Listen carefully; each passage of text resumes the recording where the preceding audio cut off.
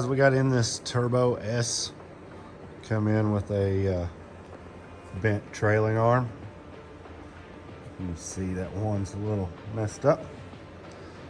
So we're gonna get that dude on some LW Fab high clearance trailing arms. Hang tight and we'll show you what she looks like. All right, we just got our trailing arms in. Let's get them opened up.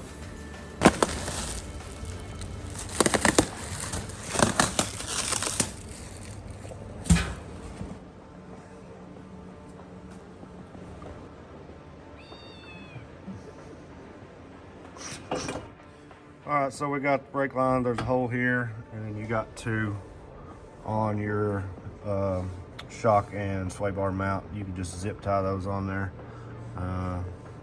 Just make sure you got them connected somewhere. The factory ones do not match up exactly where they need to. And you also will not reuse the plastic brake line shield as well.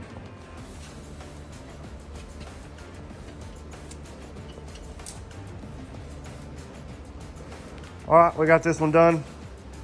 Pretty simple job, takes about a couple hours tops. L&W's instructions on their website will have you assemble the brake line holder there. Ours came pre-assembled. Make sure you get the bushings that come with it for the uniballs and the trailing arm. They are rubber banded to the trailing arms usually during shipping. All in all, pretty easy job. You get an extra bit of clearance, a little extra strength. Shouldn't have to worry about bending anymore. Trailing arms on this Turbo S. Bye, Puddin'.